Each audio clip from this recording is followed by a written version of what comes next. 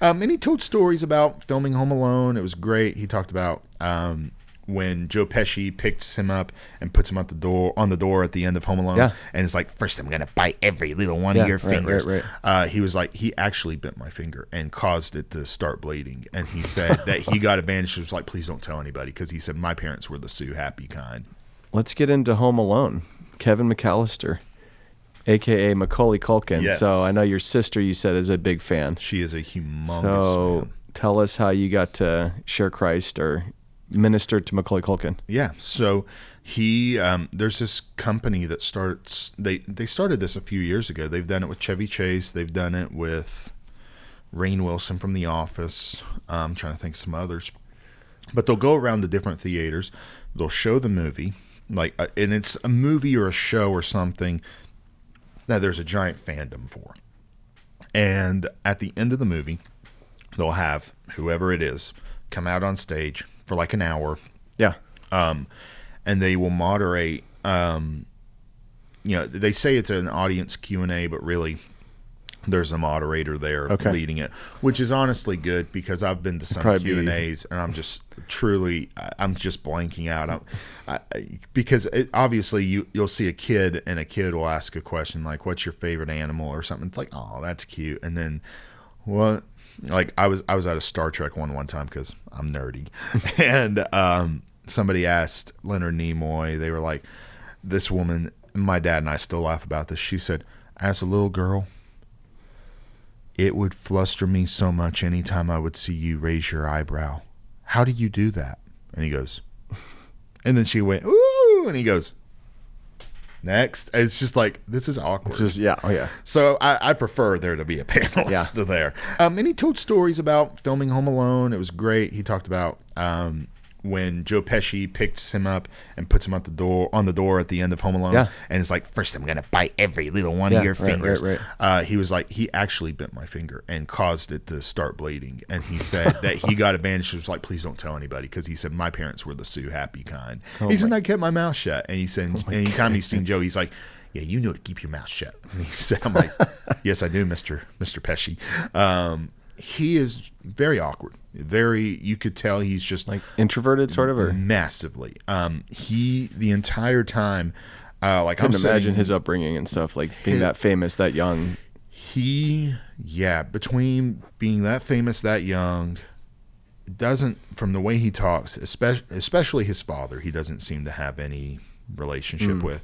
He doesn't really talk bad about his mother, but he does say that Catherine O'Hara, who played his mom in the movie, he said that's my mom, which I'm like, wow. Like when he got his star on the Walk of Fame here in Hollywood, the guest he had with him was Catherine O'Hara, along with his wife Brenda Song.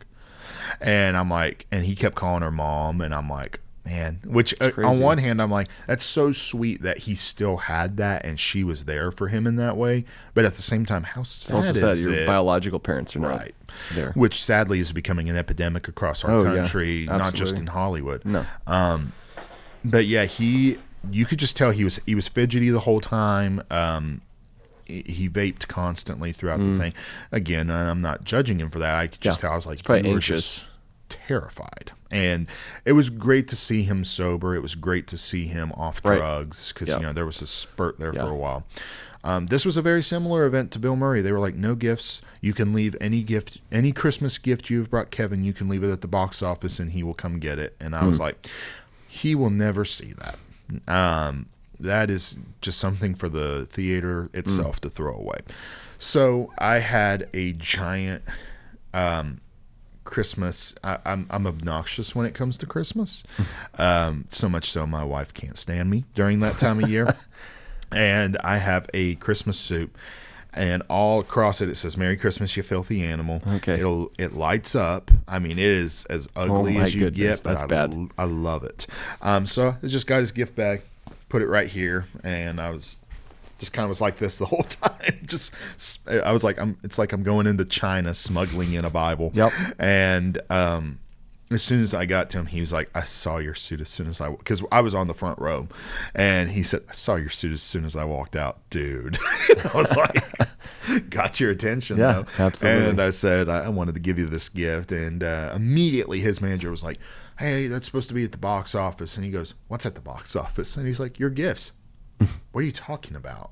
And then he was like, oh, yeah. He said that there were people who were bringing like Christmas cookies and stuff. And it's like, oh, that's sweet. I'm flying out in 5 hours. It's something for me to throw away.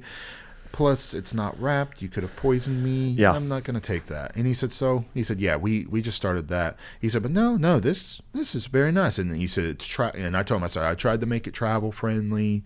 And I said, there's a letter in there. And he said, well, I greatly appreciate it. That's so sweet of you. Thank you for caring about me. And we took a photo. And then as I was walking off, he said, I appreciate you smuggling in my Christmas present, because I'd put it in the Christmas bag and everything. So that was a cool moment. And again, that was somebody who, like me as a teenager, I've known Kevin McAllister since I was a kid. Mm-hmm. But as a teenager, I was like, I'm seeing his wild videos and antics, and I'm like, man, this guy is so out there. And it's like, well, he's starting to be reeled back in. Seems like he has a very loving wife who, of course, that's just a giant paradox, seeing Brenda Song from Sweet Life of Zack and Cody being his wife. And then now he's got kids. I didn't even know that. Yeah, and they've got a family together now.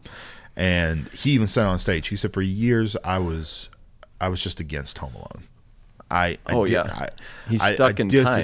People just stick you in a moment. Well, he said, I'm 40, like whatever years old, but you see me as a 9-year-old kid. And he said, I'm now grateful because, one, I gave so many people great memories. And one thing he said that just broke my heart, he said, if I had to sacrifice my childhood to give you one, so be it. Wow. I was like, oh man, don't say that. Yeah. He said, I get to spend so much time at home with my family. I get to spend so much time at home with my kids.